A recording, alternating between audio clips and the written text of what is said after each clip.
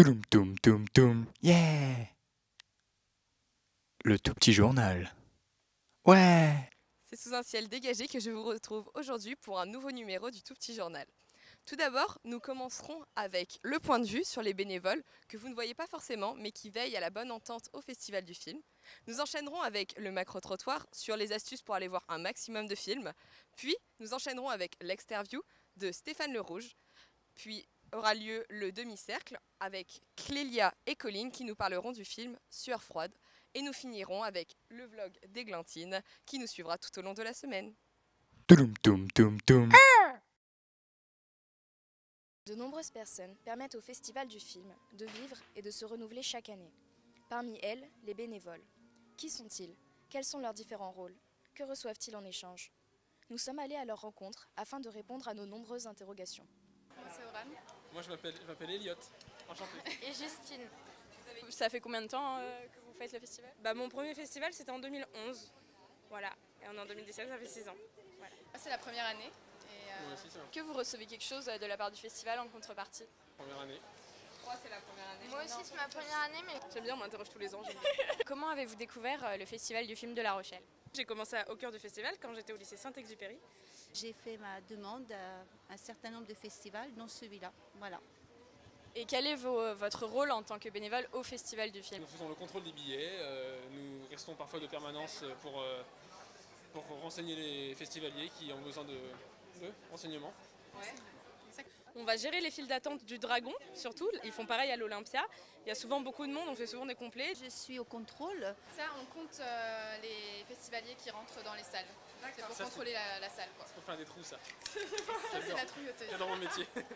Quels sont vos horaires en tant que bénévole? Ah, c'est assez dur, oui. Au travail, on fait du 9h30, 22h ou voire minuit si on est ferme. D'accord. Et qui travaille un jour sur deux. Ça va être 9h minuit. Voilà, globalement, avec quelques heures de pause dans la journée. Est-ce que vous recevez quelque chose de la part du festival en contrepartie? Où on peut aller voir plein de films. C'est la contrepartie d'être bénévole, c'est qu'on a une carte où on peut rentrer à tous les films qu'on veut, un jour sur deux. On a les tickets restaurants, l'accueil déjà qui est chaleureux. Puis on est invité régulièrement à des repas, des soirées. Et qu'est-ce que cela apporte aux bénévoles? Si on aime le cinéma, on aime l'ambiance qu'il y a ici. Moi, ça m'apporte beaucoup d'assurance de communiquer avec les gens, parce que j'ai pas d'assurance. C'est cette convivialité, ce partage qui est très important. Ouais. C'est que plus tard, ça va. Pardon. Touloum toum toum toum. Excusez-moi, est-ce qu'on peut vous prendre 2 minutes de votre temps pour vous poser quelques questions? On travaille au tout petit journal.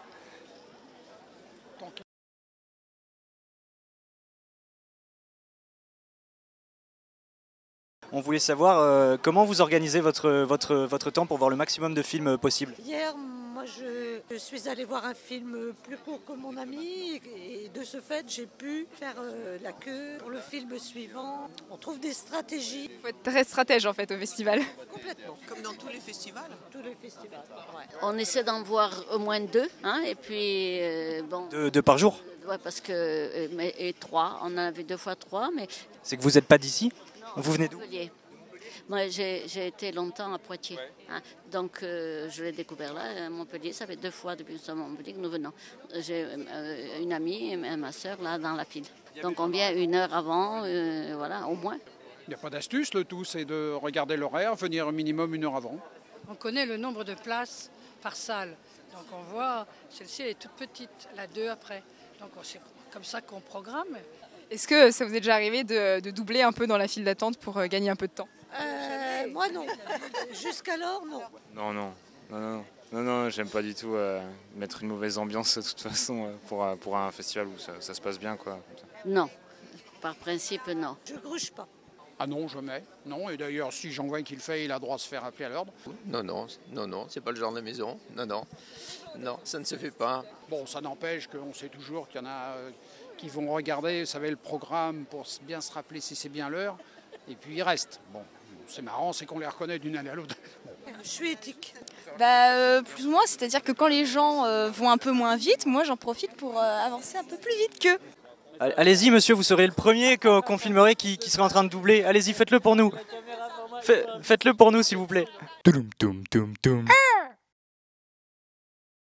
Le Festival de La Rochelle est un festival avec vraiment une vraie cinéphilie, un vrai public fidèle qui a un vrai goût. C'est un festival dans lequel, ce qui est très important, il n'y a pas de barrière entre les gens qui viennent voir les films en salle et les invités. Des festivals dans lesquels on ne peut pas aller parler, aborder après une projection les invités. Simplement pour leur dire ce qu'on a pensé du film, échanger, essayer de nouer un dialogue. Il y a vraiment une espèce de barrière, de mur de Berlin comme ça, qui vous sépare des artistes, metteurs en scène ou comédiens ou chefs opérateurs, compositeurs. Et ici, il y a quelque chose de convivial, de familial, où les barrières s'écroulent, n'existent pas.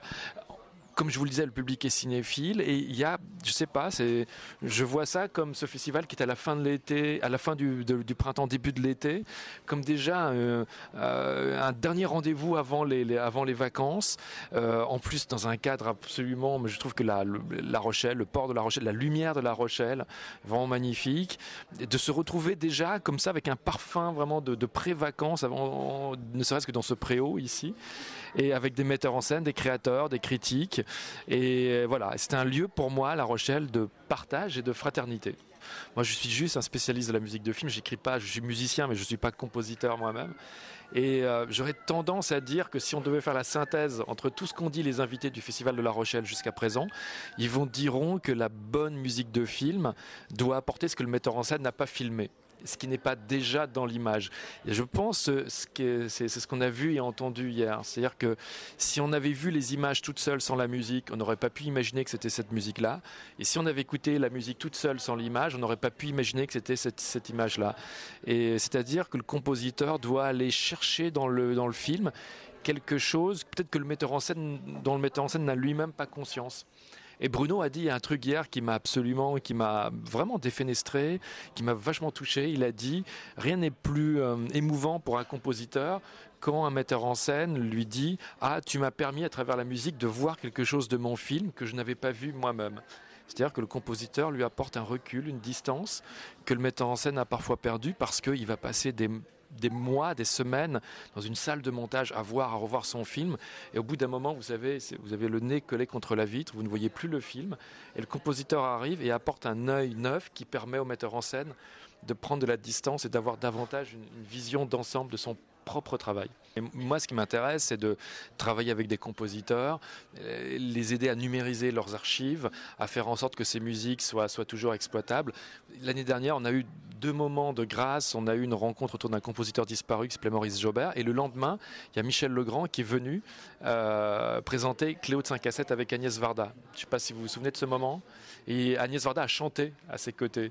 Et par exemple, Michel Legrand, pareil, je le connais, je l'ai rencontré, j'avais pareil 21 ou 22 ans. Et Michel Legrand n'avait jamais mis de l'ordre dans ses archives. Et c'est un compositeur qui écrit pour le cinéma depuis 50 ans, un demi-siècle. Et donc, je pense que il y a plus une nécessité, par exemple, à l'accompagner dans le fait de retrouver ces musiques disparues, comme plein de petits grâles comme ça, pour les numériser et que le public puisse les entendre.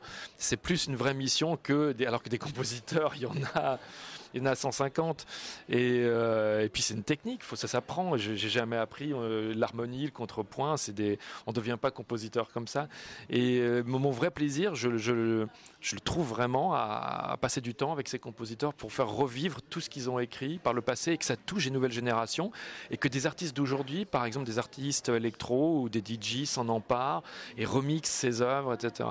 Est-ce que j'aurais voulu devenir compositeur, pour revenir à la question? Non, je pense que je prends plus de plaisir dans ce travail, cette quête comme ça, cette recherche, comme ça, comme un jeu de pistes à travers le temps pour faire en sorte que toutes ces musiques existent encore. Toum, toum, toum, toum.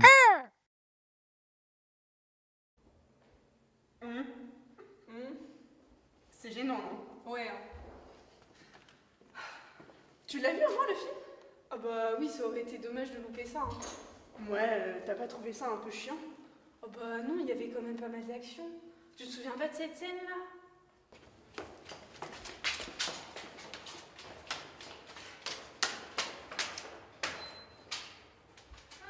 Ouais, mais j'avoue que scénaristiquement parlant, c'était plat.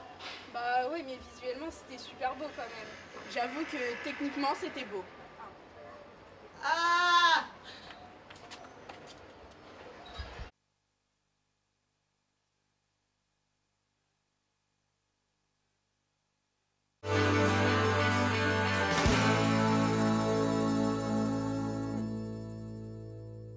aujourd'hui on est lundi, donc c'est notre première journée de travail officielle dans les salles, la radio, l'écrit, la vidéo, tout ça. Donc on va vous montrer un petit peu notre journée accompagnée de Rupert, ici présent, qui va être là pendant tout le festival. Je pense que c'est la nouvelle mascotte. Voilà, dis bonjour à Rupert.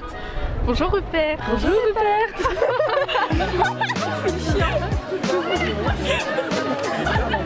Voilà, donc on a la caméra, le casque, le micro et on va aller interviewer des gens. Voilà. Et toi tu bouffes mes filles. Voilà. Donc on va faire peur à Camille, par contre on va filer dans l'eau. Rupert a pris des photos avec tous les guests aujourd'hui. Oui, il a aussi pris des photos avec Jean-Michel Bernard, Bruno Coulet, Volker Schlondorf. Maintenant Rupert est famous. Alors vas-y Nolwenn, explique-nous pourquoi Rupert est une star. Rupert a vécu un grand moment aujourd'hui. Il s'est vu à l'écran. Nous on allait voir la corde de David Hitchcock. Un des personnages s'appelait Rupert. Donc on a eu une super dédicace à notre flamant rose préféré. Aime la musique, mais Rupert est aussi un grand détective. En effet, Rupert est multifonction. Merci, au revoir Rupert. Et c'est fini pour aujourd'hui. Nous nous retrouvons demain pour un nouveau numéro.